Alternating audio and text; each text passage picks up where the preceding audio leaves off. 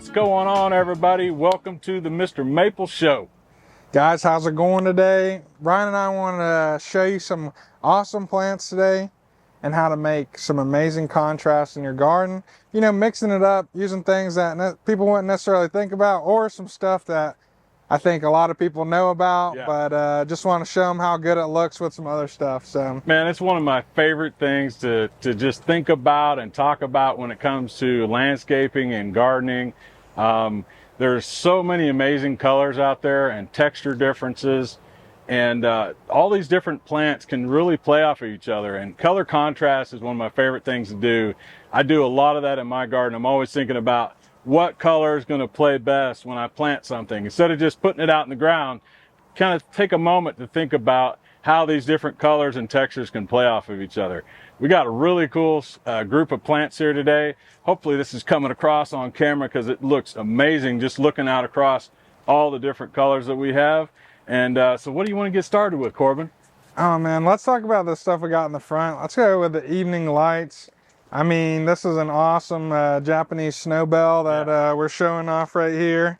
And I mean, amazing tree with amazing blooms. Known for that red color foliage, but with those white, tiny. And I mean, they pack a punch with that fragrance. And I mean, provide a lot of contrast in the garden. I mean, yeah, the leaves on this, they kind of have this burgundy red color, but then as they mature out, they get really, really dark. Sometimes it's like a dark purple color. So, I mean, there's very few plants that have this color of foliage out in the garden. So it really stands out no matter where you put it. And there's so many amazing colors out that would help this even stand out even more. And that's kind of what we're thinking about today, the concept of contrasting those colors. But yeah, and this adds a whole nother level, like you said, with the fragrant flower. I recently added one of these in my garden, and I have this planted by a summer gold, and it just looks outstanding. And so that kind of leads us right into, we got Anne Irene, which I think is perfect example of how you can get these crazy golden yellow colors. And this Styrax japonicus really, really stands out against that. I just love the concept of that. The leaf structure is different. I mean, everything about it just plays off of each other so well. Yeah, Anne Irene, really, you know, the contrast of the ruffled foliage on Anne Irene. Yeah. Which sport from summer gold, I mean, a variegated sport from summer gold, contrasts with the roundness of this leaf's foliage. It contrasts with the color. I mean, even the white flowers during the kind of middle of springtime is going to look great comparatively to these bright picked up yellows and reds inside of this Anne Irene. And I mean, you can see the shapes kind of mimic each other, and that's kind of that more kind of conical, upright tree, but everything else about it contrasts, and that's just stuff you want to make sure things are hitting at different times, maybe the same times, and that's something that you get with these two trees. I mean, a vast contrast in a lot of different areas. Yeah, and that's a great point too, because I think Anne Irene and the evening lights get very similar in size also. So it's a kind of a medium-sized tree. This is a medium-sized tree. Both have a really nice tree form to it. Like you said, kind of narrow to conical shape to it.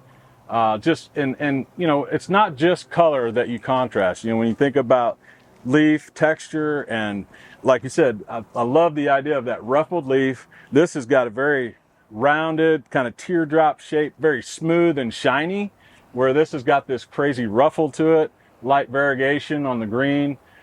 Just really stands out. I love that, man. We got a great group of plants here. So let's move right along. What are you thinking we jump to the blue Lou right here? Oh man, I love conifers. Pinus paviflora blue Lou is no exception. I think whenever we pulled these off of the trucks, they were just an electric, vibrant blue that kind of gets picked up from that winter to spring months. Yeah. Oh yeah, man. And they just look, you talk about electric blue in the garden. You talk about a completely different shape than this Anne Irene. You're gonna get the contrast of that blue and that yellow during those early spring months, and the contrast of shape. And I mean, that's kind of like a match made in heaven for me. Maybe you got two of these kind of planted around the bottom of your Anne Irene, and it's just going to look magical during yeah, that early absolutely, spring. man. This is like an extreme dwarf. I mean, this thing going to get maybe 3 to 4 feet in like 15 years. So I mean, it takes a while for that to get out there. And I remember when these came in, you know, I always got my buddy kind of keeping the lookout for me. He's like, dude, you got to see these blue lus, man. And I'm like, oh, dude, I came up here, checked them out. I had to get one, add it to my garden. I've got this planted next to a super dragon, Acer truncatum super dragon, which is the craziest golden yellow colors you've ever seen in your life. And this thing just contrasts so well, man. And that's what gets me excited about landscaping and gardening is, you know, Japanese maples are beautiful. And a specimen on its own is absolutely amazing. But when I think of plants in groupings a lot. And so it really gets me going whenever I'm thinking about the design of my garden. It's like, man, what can I put right here that's just going to make everything around it just pop? And blue lu, that color is crazy. The structure on it, man, very dense, compact. Love the cones that it gets on it. Those really nice foliage. The needles on that are just really cool to kind of twirl and twist. I love the Japanese white pines. Yeah, me too, man. And I think, like, thinking about that puzzle in the garden. Yeah. A garden is a puzzle mixed with a piece of art. You know, it's like always trying to figure out, well, does this piece go here? Does this piece go here? And then that art kind of concept comes with your own perspective of how you build your garden. Yeah. And I mean, I think that blue lu and that super dragon is probably a pretty super combination you got in the garden right there. But I mean, you can even see kind of what's happening as we go into more of an early summer kind of feel. Yeah. You can see that blue lu starts to green up a little bit, and it contrasts perfectly with this lace leaf that Brian's picked out. Now, this is one of my absolute favorite lace leaves. I remember when I was early on in my collecting of Japanese maples, I was asking some people that I knew, and a good friend of mine, Carl Munn, I was asking, I was like, man, what's your favorite, you know, lace leaf? Because I was just getting into it. I didn't really know a lot about them. And he's like, dude, you gotta get an ornatum. And so ever since then, I got one, and I've just absolutely loved this cultivar. It's got some of the craziest brick red colors with green bark. I mean, the contrast within itself is just absolutely amazing. And that's what this video is all about. So I was like, man, this is the perfect cultivar for what we're talking about today. Yeah, I was like, well, what about this one? Brian's like, nah, man, I'm picking this one ornatum right here. And I mean, the contrast within itself, that lime green bark, but then also some of those darker foliage have a little bit of a lime green eye on them as well. And I mean, that's just kind of a perfect contrast right here. And even with this anirene, like that brick red, kind of with that yellow green kind of color, really accentuates certain aspects of trees. You know, the shape is completely different. You're going to get two different shapes out in the garden. And I mean, these two will be definitely competing for which one's kind of looking the best at the moment. Absolutely. And that's what it's all about. Yeah, and you know, there's a lot of different ways too that what I love about ornatum is I have one that's currently in a pot and I have one in the ground. So like, it's very versatile as how you can use this. And again, just to kind of keep, you know, talking about this contrast, you know, find a beautiful pot, you know, like a bright blue color or something like that, and put this in a pot next to your anirene. You know what I mean? Like, there's so many different ways that you can play off those colors and just make everything pop even more. Now, this thing has some crazy fall colors too. It's one of the things I love about it. It can have like some crazy oranges and then go into reds late. And just with that green bark, when it's going into fall color, it's insane. I absolutely love this plant. And I think today, like, we were just like, man, let's showcase some killer colors.